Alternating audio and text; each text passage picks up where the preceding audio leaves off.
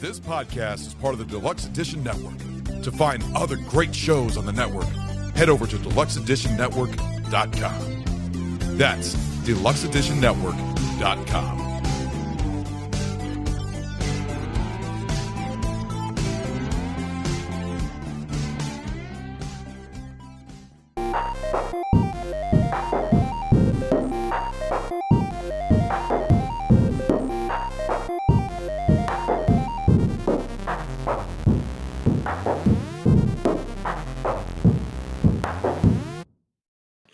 What is going on, and welcome to Take on the World with Nathan Blades and Mike D with another Take on the World Nerdcast. All right, here we are once again. So now, when I was in high school, Yeah, all those years and years and years ago, 10 billion. I took computer programming. Oh, really? So did I. I know. And you are currently in programming classes. Yes, I am currently still taking programming classes.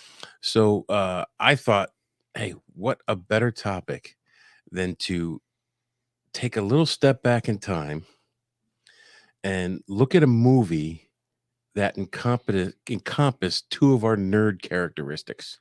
Oh, what movie could possibly encompass both of us? What movie? Well, we won't get there yet. Ah, okay. You're playing Johnny Jump Ahead. All right. And that gets a... I'm going to smash that thing. So, even when I went to school, computer nerds, geeks, were considered nerds and geeks. All right. But I don't care because I love it. Well, yeah, obviously, like we are clearly superior. Yes, absolutely. So, there was a movie in 1995. Okay. A movie that was about teenage hackers. Teenage hackers? A movie about teenage hackers. Do you know what the name of the movie was? Oh, no, I have absolutely no idea what the name of this movie could be. The name of this movie was Hackers. No way, that's the genius. Anyway, I wanted you to watch this movie, and I didn't realize you had seen it. Yes, I had seen it either freshman or sophomore year of high school. In class, mind you. That's great, because whoever your teacher was an awesome teacher. Oh, they were fantastic. So 1995, I was a little beyond high school. I was a little past but my programming. But the premise of this movie starts back a little bit earlier than that, when the main character was 11 years old. Yeah.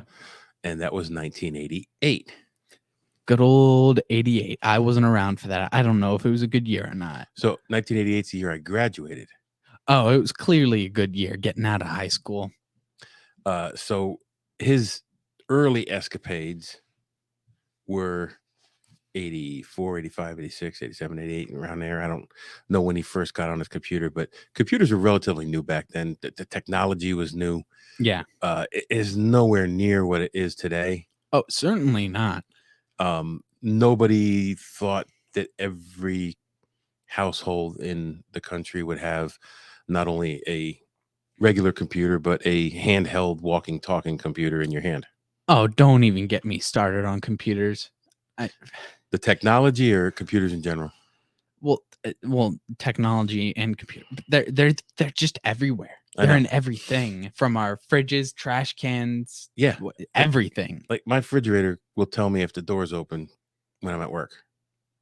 Yeah, sometimes I leave it on purpose. So yeah, and I have to text them, why is the door to my fridge open?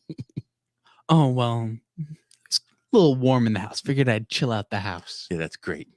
We're not heating the outside. We're not cooling the inside. Oh, well. That's the Gen X parents. Our parents, from Gen X, would if you open a door in the middle of winter, we're not heating the outside. And you think just the Gen X parents? Because I hate to break it to you, but you do it too. I know. I'm a Gen X parent now. So we were taught that, so we passed that on. And hopefully one day you'll be yelling at your kids like that. Probably.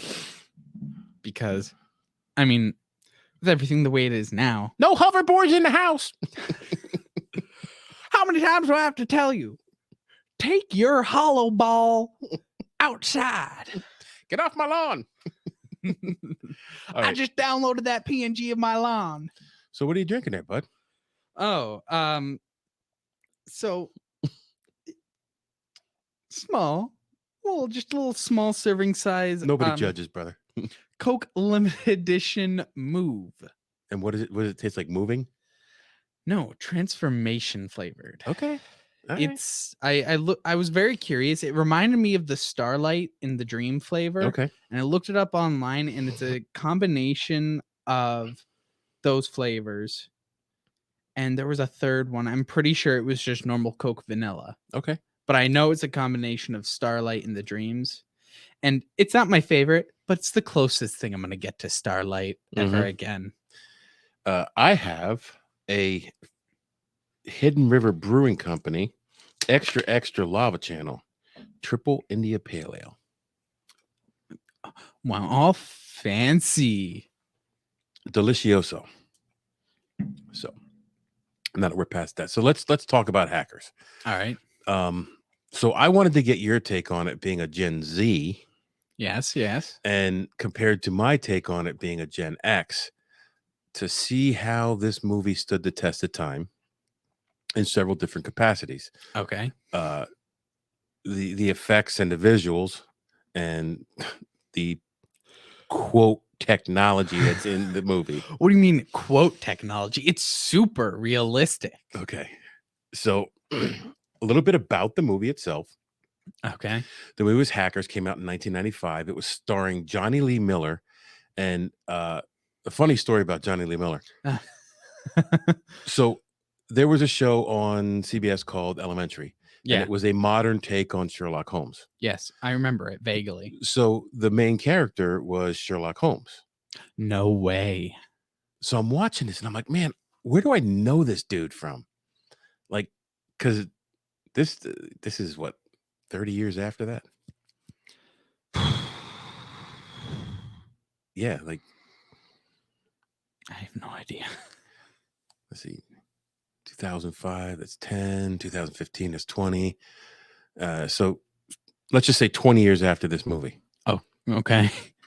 So I'm looking at this dude. I'm like, I know him, but I can't put my finger on it. So then, I don't know, the show ran its course. All right. And one day I'm flipping through and Hackers is on and I see it on. I got to watch it. So the first scene when Johnny Lee Miller came on, I'm like, holy shit, that's Sherlock from Elementary as a young kid. Yeah. And I was amazed because he looks like him, but he's so young in the movie. So the other person who's in this movie, well, Johnny Lee Miller plays Dade Murphy, who is also known as Zero Cool, who is also known as Crash Override. Yeah. Angelina Jolie in her third credited movie. She's so young in this movie. I know, she's so young. She's AKA Acid Burn. Fisher Stevens, who always plays kind of a douche in movies. Yeah, no, I didn't make the connection in my head that was Fisher Stevens until you said he's the jerk in every movie. He's a jerk. And then I'm like, oh my God, that's the guy. He plays a good jerk. So he is this computer corporate security officer, Eugene Belford, but he says, don't call me Eugene.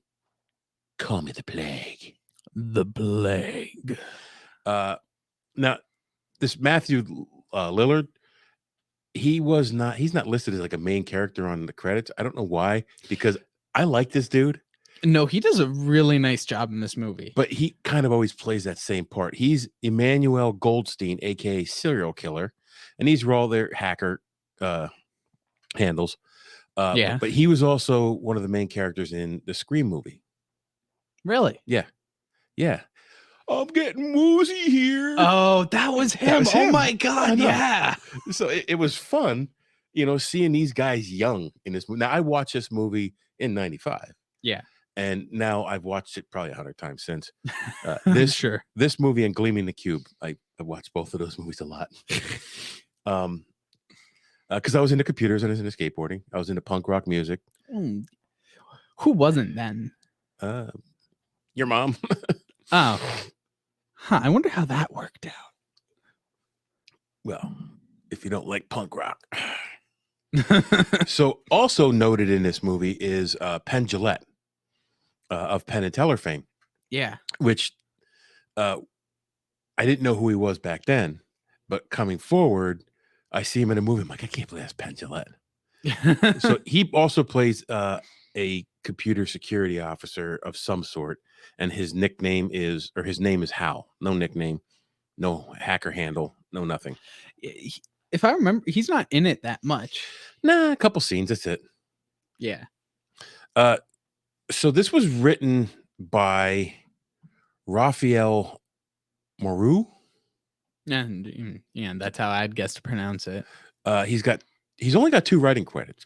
Only 2. Yeah, and I'm surprised because the writing of this movie wasn't the best, but it did tell a story. Well, and when I read the background on what he wrote and how he wrote it, I kind of appreciate it a little bit more. So let me go over this with you. Okay. And then let me know if it changes anything with the way the movie transpired for you. Okay. So he also wrote Carrie 2, The Rage in 1999. But Maru, in an interview, said to call hackers a counterculture makes it sound like they're a transitionary thing. I think they are the next step in human evolution. So I think he meant human social evolution. Probably. He originally wrote the script on the hacker subculture. It was not this movie at first.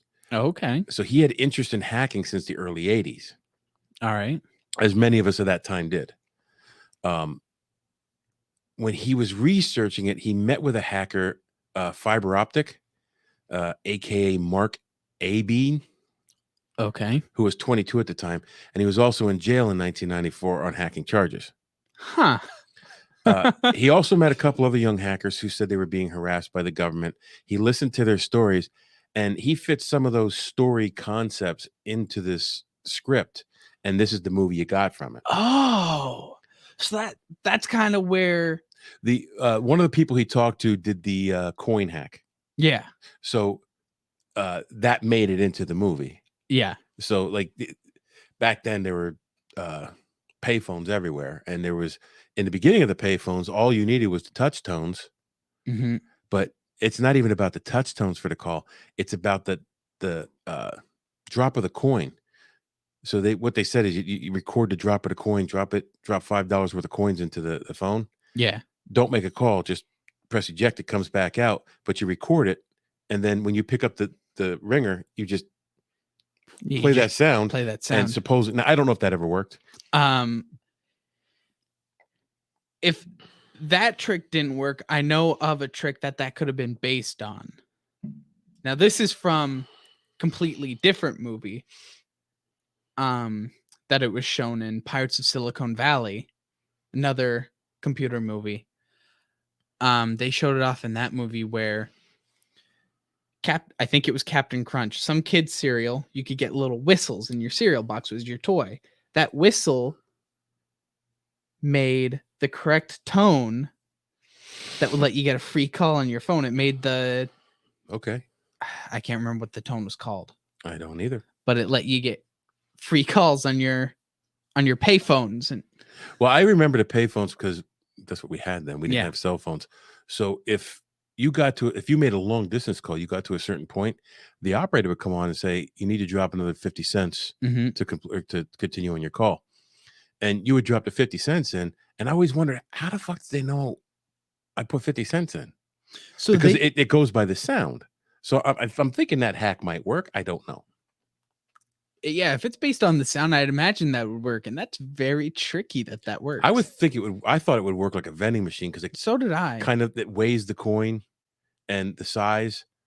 It goes down. It goes into a slot of that size, and then it weighs the coin to make sure it's the right density for whatever country you're in. Yeah, that's what I assumed it would be, and it just But I guess not. So anyway, he took that story and he interjected it into his script, and this is the movie he got from that. okay. So it was directed by Ian Softly. He has a bunch of directing credits, 10 of them, including TV. The most notable was K-Pax and Skeleton Key. Okay. So I've seen both of those movies. I don't really remember what Skeleton Key was about. I know I saw it though. I recognize the names, but I can't say that I've seen them. K-Pax was kind of like an alien type something or other. Okay. So the budget for this movie was $20 million. It only earned $7.5 million at the box office, and I think almost half of that was its opening weekend. Aish. It was released on September 15th, 1995. It opened in 1,812 theaters. It earned $2.3 million its opening weekend, finished 4th place for its opening weekend, which isn't bad. But then the film ended its domestic run with a box office $7.5 million, which it's a huge loss. So financially, it was a flop. Other movies that were released in September of 95 that it was competing against, Bridges of Madison County. Okay. Halloween, The Curse of Michael Myers, which is the 6th Halloween film. I don't know why I have 6 Halloween food there. Halloween food. I sure do love the flavor of Michael Myers. The Big Green, which was a kids soccer movie. Okay. Full Body and Piranha. I feel like I've seen some of those, but I'm not. Well, I've seen Bridges of Madison County. That's Clint Eastwood. Okay. Of course, I've seen Michael Myers because it's a Halloween film, and I didn't particularly like this one. Piranha, me and Rob went to the theater to see it. Okay. So the cast prior to filming spent about 3 weeks together learning how to type, learning how to rollerblade, getting to know each other. So the rollerblading and typing in the movie wasn't, well, specifically the typing, that wasn't just sped up. They actually learned to. Well, they did learn to type. I don't know if they sped it up. Okay. There was probably some trickery in there because at points they're going pretty hard and heavy, and to learn that in just 3 weeks. Yeah, that is fair. That you can definitely learn to type at a good pace in 3 weeks, but maybe not necessarily that pace. So they met with actual hackers so they could get, the culture and everything. And one of those hacker culture. One of those hackers became a technical advisor on the movie. So Johnny Lee Miller also went to a hackers convention to gather more insight for the part. Mm-hmm. So it was filmed in mostly the New York area, Tribeca, Battery Park City, the East Village, and the nightclub scenes were filmed at Brentford Public Baths in London, outside of London. What an odd. Well, it's not odd because in that time, London had a huge punk rock scene. Oh, okay. That makes a little bit more sense. I was going to say, what an odd place. I mean, to by 94, punk punk rock had kind of filtered out in the United States, except for us hardcores. But in Great Britain, it was still pretty popular style of music, and they were sketching the line from punk rock to hip hop almost, because you had the dance club music, the techno music coming out at that time. Okay. So that was a big thing there. The critical response on Rotten Tomatoes, it got a 31%. Ooh, only a 31. Yeah, I don't understand the Rotten Tomatoes scoring. Oh, neither do I really. I just know, high number, good. Critics liked the stylish visuals, but criticized the look of the hackers and their subculture was unconvincing. I mean, I'll give them, it was maybe a little bit cheesy, but I think to me, I feel like it's a little bit cheesy because of the culture that I've grown up in, because vastly different. Well, the way they were dressing was very early 90s, late 80s. Okay. with everything had straps on it. Everything had straps hanging off. Yeah.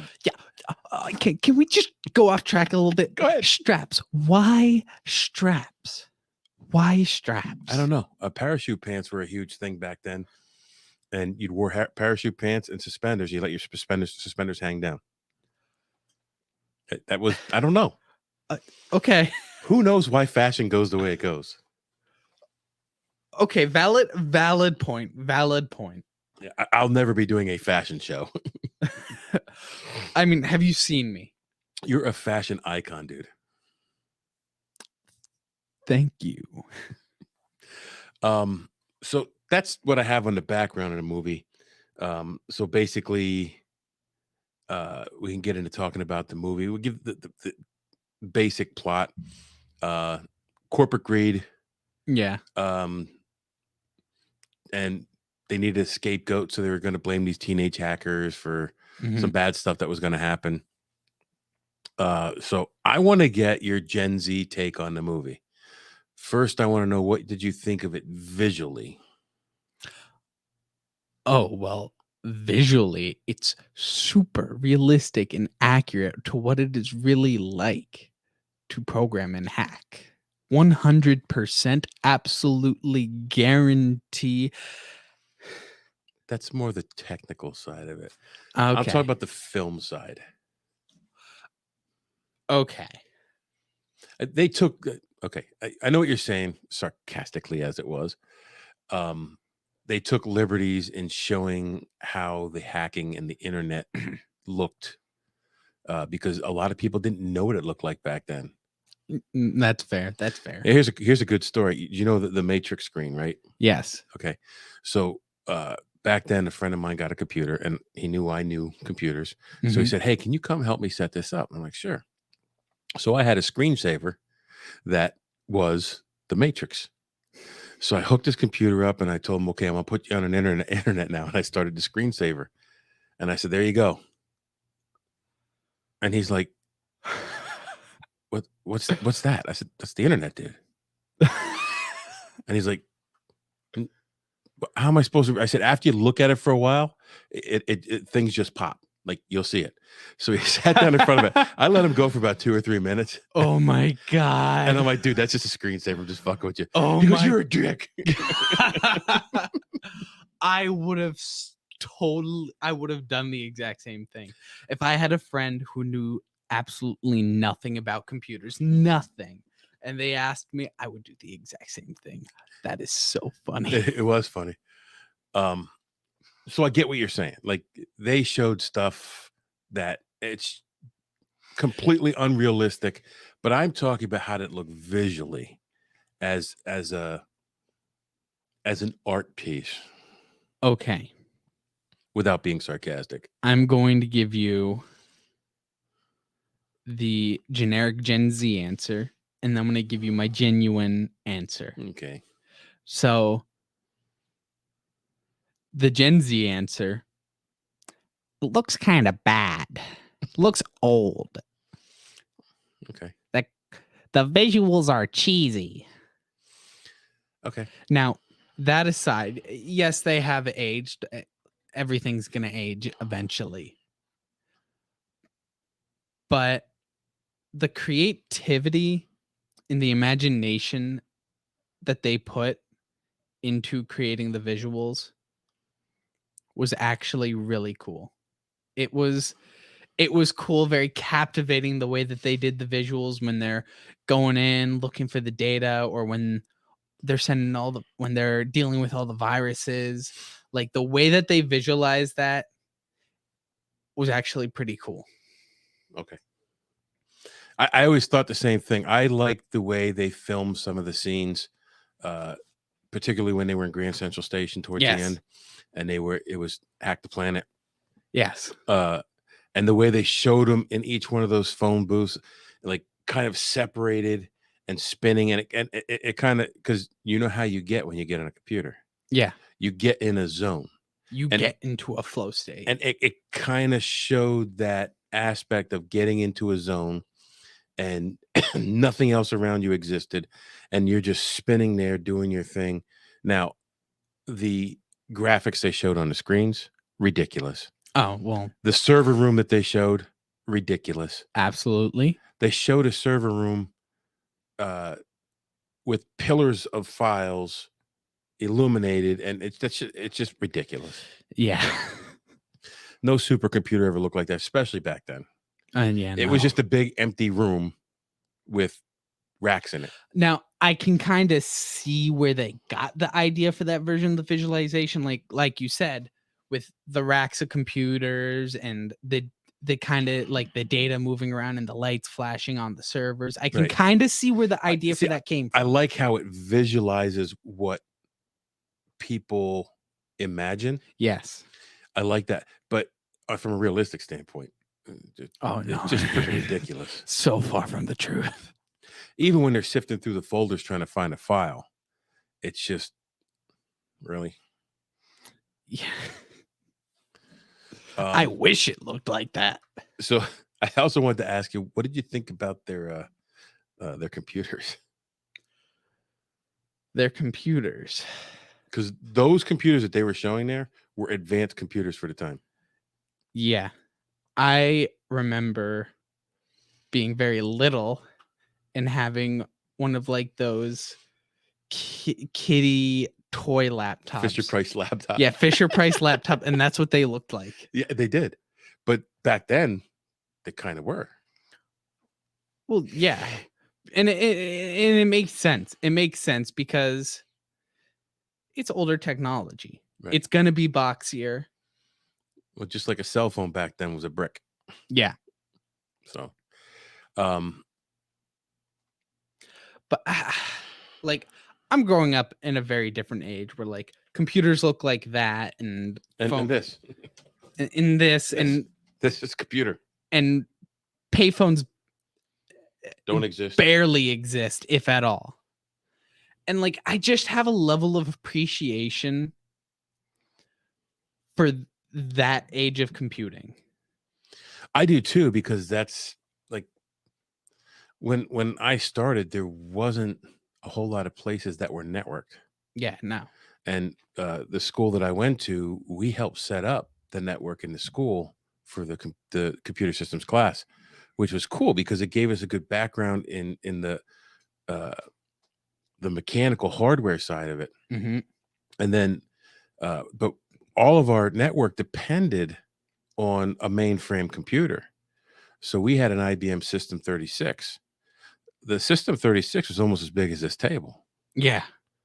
Now we had the small towers and actually it was the monitor, the big ass CRT monitors, and that's how we started. And we didn't see a color screen right away till a few years. Yeah. And intranet, in the interior internet. Yeah, the intranet was not a thing, and the internet itself was it was basically message boards. Yeah. So in 95, now it was beyond that then, mm-hmm. But the message boards were still a thing. Websites weren't quite the same as they are now. I mean, nowhere near. Oh yeah, no. You didn't have the functionality that you have now. And what they were excited that they had a 28 kbs modem. Yeah. And that we're talking about modems like 100 times faster than that now. Yeah, because if you have KBS, if your modem is measured in KBS now, yeah, you would never load a page. So let me ask you, let's go to the characters. What do you think of the characters? The characters were very I liked the characters. Don't get me wrong. Do not get me wrong. I liked the characters. But to me, they seemed very, very typical of the era. However, some of those traits I think kind of do translate to now. Like I could see some of the things they did, some of the ways they acted about stuff, definitely translates. Well, you see, they were to- highly unsupervised, Oh well, yeah. which, and they were in New York City. And I'm going to mention something else that I love about seeing this movie, but they're in New York City and very unsupervised, which is kind of the way the Gen Xers were brought up. The boomers brought the Gen Xers up like that. Like they were working, they were providing for the household. Your job is to come home and let yourself in the house, latchkey kids. So seeing that in the 90s, I don't know if it was as prevalent in the 90s as it was in the 70s and 80s, but it was still there. Yeah. And it really highlighted the fact that single mothers and absentee parents, as with the acid burn, her parents never saw her parents ever once. Not once. And they had a big party at her house and her parents weren't there, and it didn't seem like they were coming home anytime soon. Yeah, no. Like for weeks. So that was, and there were some things in the movie that I saw that I really liked. I liked seeing the Jolt Cola. Yeah. Because that was a thing for us. The fact that 16 or 17-year-old kid was smoking like a chimney, like you couldn't show that in a movie now. No. And I mean, but back then, like I started smoking cigarettes when I was like 12 years old. Ridiculous, but I was really cool. So I looked really cool doing it. Yeah. But you don't have that now, at least not in any of my relative circles or any of the circles that I hovered around. It's just not a thing. And I think some of that's just because, well, I always talk about, like, as a kid, I just assumed if you drank before you were 21, you died or immediately went to prison because there were so many issues within the past. They are so overprotective about it now. Like it was almost every other week that we were gathering in the auditorium or in one of our classes, we'd be watching an anti-drug, anti-smoking, drinking, whatever video. You see, the anti-smoking thing wasn't really like when I started at Votech, we could still smoke outside Votech. When we got there from our homeschool, we could sit on the front steps and smoke. We didn't have to hide it. At our homeschool, we had to hide it, but there we didn't. Now we couldn't smoke in the school. We couldn't smoke in class, but we were sitting outside in the steps smoking, and they just didn't care. There was no rule against it. You see, to me, that's ludicrous. Right. It is to me now. Because looking back, I realized how stupid we were. But at the time, I was the coolest kid in the world because I had a cigarette. You knew how to cup it to hide it. So the smoke would go up your sleeve instead of around your sleeve. And if you had a teacher watching, you could hold it and they wouldn't see it. See, the thing now that I don't get is the vapes. That's the thing. I think that's kind of starting to die around in at least my area. Now maybe it's not, and I'm just getting old. But get hard, kids. But yeah, the vapes. It has a charm to some people. It just doesn't have a charm to me. 10-4. Good. Just say no. Yeah, just say no. So, like the characters, I thought were a little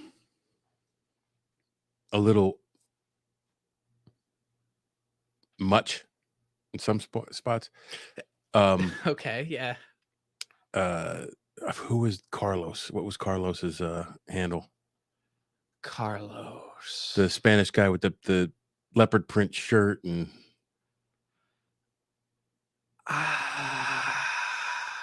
One of my favorite scenes is when he's having a dream that the FBI and the cops bust into his room, and he wakes up and he's like, "Oh shit!" And his mom comes in. He goes, "Oh, Carlos, it's time to get up, go to school." Blah blah blah blah blah. And she goes to open the curtains, and the FBI jumps in and busts in his room, and they're like, "Oh my god, what?" She's like, "What's going on?" And they said, "Oh, your son's under arrest for this, and this." And just like a Hispanic mother. She starts smacking him, and he's like, "What are you waiting for? Arrest me! Arrest me already!" I thought that was funny Because that was funny. Because in my area, that's how it was. If the cops brought you home, you would have wished the cops kept you. If I were ever to get caught by the cops for anything in some twisted reality where I'm doing something that I'd get arrested for, if I get caught by the cops, I would never want to come home. Well, I mean, in fact, if I got caught by the cops, they would probably be, "It's okay, kid. Go home. We'll let your dad know you're coming." yeah, we'll call your dad. No, please don't let me go home. Don't let me go home. Throw me in jail. Throw me in jail. Serial killer Emmanuel Goldstein, he was a little much too, but that's how he plays characters. But there was some funny stuff with that too. Oh yeah. Like after he was putting the bug on the telephone line under the desk, he pops up and he's walking away, and he's like, his pants are falling down his ass crack is showing. That shit like that I thought was funny. The characters, I don't think they were built particularly well or written particularly well, but they were entertaining. They were entertaining. Like rewatching this movie made me realize almost all of our inside jokes at Votech. Almost all of our goofy inside jokes. Yep. Came from this movie. Right, because this movie was iconic for its time for people like me. Like, it was a niche movie, I think, and that's why it didn't do as well in the box office as it could have. Yeah. Everybody still saw hackers as like complete criminals, and really what it is, the hackers were the rebels of the 90s, just like you had the hippies of the 60s. Yeah. They just the new believed age. in different things.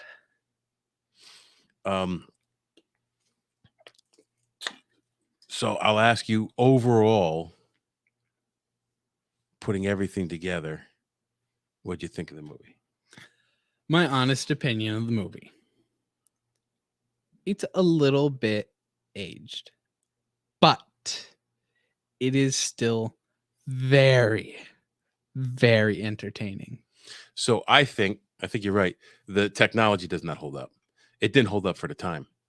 I think they tried too hard with the showing the technology and the visualization of the technology, but the visualization of the characters and the culture, I think they did a pretty good job of. And I've always loved this movie. It's not a great movie. If I was giving it Barrel Age Flicks always does a critical score and a enjoyment score. If I was giving it a critical score, it'd probably be a 2. Critically, it's not particularly well written. It's not particularly, it's very easy and tropey. It is what it is. Yeah. But entertainment wise, I'd give it almost a 4 because this is one of those movies, and everybody has them, that if I see it on, I want to watch it. Yeah. Just because it takes me back to a time other than being 52 years old. You know what I mean? And like, I see that in you when you're on the computer with your friends. Like, I see that. Do you see it or do you hear me? Oh, come on. Well, that's both. Not... Both, but I was the same way playing video games. You can ask your mom and Lexi. When I would get on a video game, if I couldn't get through a spot, I was yelling just like that. So I am very cutthroat. Everything is a competition, and I always win. So overall, I enjoy the movie. I don't think it's a cinematic masterpiece of any caliber. No. But which character did you like the least? Which character did I like the least?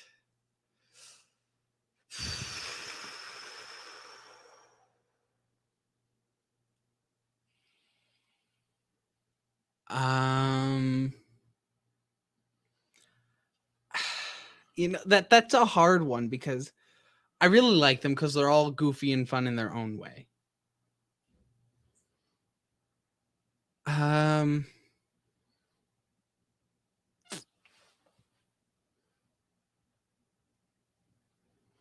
Geez, you really had to give me such a hard ball of a question. But like, well, okay, what was your favorite scene?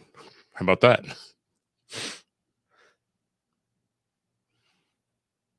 Silence doesn't work well for radio.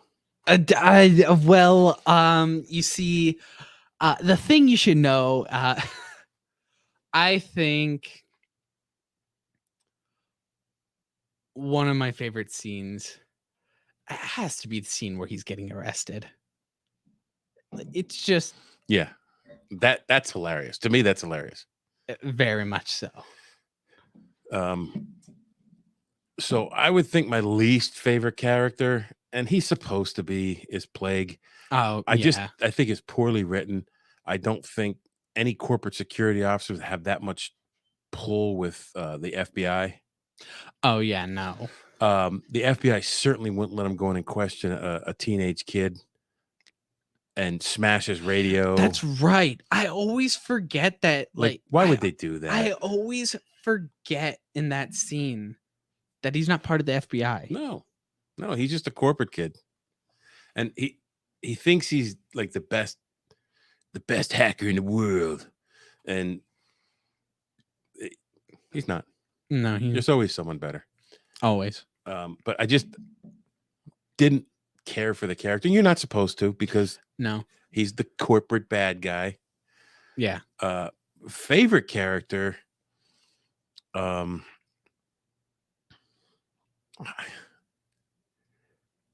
think Joey was one of my favorite characters. Joey.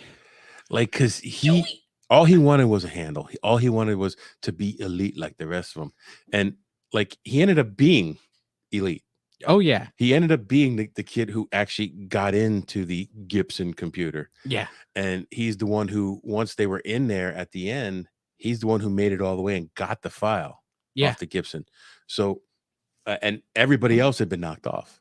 Except for him. And he was still there going on, puffing on a cigarette. Yeah. Drinking his soda. I loved him when he was at the AA meeting. I was about to say. He's standing there puffing on a cigarette, drinking his coffee, puffing on a cigarette. Yeah, I'm not addicted at all. I don't need computers. Can I get some more coffee? I don't know what you're talking about. I'm not an addict. I'm not. Hey, can I get on that quick? Yeah. That was a funny scene too. So, I liked the dance club. I actually really liked the racing game. I don't know why. Now, you said that was based off a game. I don't remember that game. I don't know. I feel like it reminds me of F-Zero for some reason. I never played that. I'll have to show you it sometime. Okay. So did you give me your overall? My overall, you can see the age. Oh, yeah, you did say it. Little, yeah. Okay. So, okay. Final question. Did you like the movie? Yes. Okay. And it's a movie. Now, obviously, you've watched it at least twice. Yeah. Would you watch it again? Yes. If it was on, I would leave it on. Okay. And a lot of these older movies, that's how I gauge them. Like, if I'm flipping through and it's on, is it interesting enough for me to watch it again? Yeah. And I enjoy this one because I don't have to think or feel anything. I could just sit there and look at nonsense. Yeah. Like there's a lot of those movies where you can just sit down and watch. Like, you have this one, you have Goonies. Yep. Like Goodfellas. That's just Waterboy. Waterboy. Like, I could watch Waterboy almost any time. Oh my God, it's been so long since I've seen Waterboy. Any of the like Tommy Boy, Black Sheep, any Chris Farley's movies. Yeah. I could watch him anytime. So that's like, that success doesn't show right away, but I think that's how you know you made a good movie, when 20, 30, 40, 1,000 years from now, when it comes on, it's always a movie that you put down the remote and let play. Well, for me, it's a nostalgia movie. Like some of the others. Well, even I know me saying it's nostalgia. Yeah, from 2 weeks ago. But like that time in tech is when I met most of my best friends that I still have out of high school. And like that time in tech, we were just on another level. We were just on a whole nother thinking plane. Like, I don't know what we were on. I don't know what they were putting in the air we were breathing, but we had to be on something. We had to be. So, 1995 Hackers. If you haven't seen it and you could care less about computers, don't watch it. Yeah. If you're kind of a computer nerd like us, I think it's worth a watch. And you'll find it comical at spots when they're showing yes them navigating through the computer and downloading a file, and like that was the only thing that looked real is when it was downloading the file. Yeah, when they actually showing the file bar. Showing the file bar. And because that's how it was, you go to download something, it would take freaking forever because you're at 28 kbs. Yeah. The hardware will make you laugh, and then their envisionment of what a server room would look like will make you laugh. I thought it was funny how every time they were hacking into something, they were always talking to the security guy, and he had no idea the first thing about a computer. And they would always be like, "Oh yeah, that box that lets my computer talk to your computer," and he'd always be like, "Oh yeah, the inner talkie boxy thing." Yeah, well, I don't know how Acid Burn got on there, but like she's like, "Oh, you're on my turf." Yeah. But the other thing I love seeing in this movie was the Twin Towers, because it was filmed in New York. It was in '95. Twin Towers are still standing, and any movie that the Twin Towers are on, I love seeing them. And the movies that have gone back and taken them out, F you, I'm not watching you. I like, even me as someone who only grew up, was born during the aftermath and grew up in an age without them. Even I don't get the taking them out. We don't go back into movies and take out deceased actors or remove a car that's not manufactured. Like I don't get the removing the Twin Towers. I don't either. I never understood it. I forget what movie did it too, because it was a very popular movie, and when they show it on TV, they're not there, and I'm like, how the fuck? Like it's not like we're trying to pretend like it didn't happen, because every single year at school, on the day, on the hour, we do all kinds of stuff for it. So it's not like we're trying to forget it happened. So why are you removing it? I know. I remember exactly where I was when the United States was attacked on 9/11. I know exactly where I was. I remember it clearly. It's the same thing I remember when the Challenger disaster happened. Because I would have hated to be alive for that. They wheeled TVs into all our rooms to watch a Challenger launch. And we all watched it blow up. Nowadays, they'd have counselors in the next day and safe spaces, and they'd have support groups for the kids. They just, they did, you know what they did for us? Told you to get up and carry on. They turned the TV off, wheeled it out, and started class again. That's what they did. It's different. It is. It's very different, but that's not what we're here to talk about. Yeah, no. We're here to wrap up our episode of Nerdcast on Hackers 1995. So if you were going to give it thumbs up, how many thumbs up would you give it? I would give it 1 1/16. Okay, 1.5. I'm 1.5. I love the movie, but there's some really ridiculous parts of it. Yeah, and the writing is not particularly good. But I still enjoy the movie every time it's on. Mm-hmm. So Certainly. that is Hackers, 1995. We took on that. Now you go take on the world. Hack the planet. This podcast is part of the Deluxe Edition Network. To find other great shows on the network, head over to deluxeeditionnetwork.com. That's deluxeeditionnetwork.com.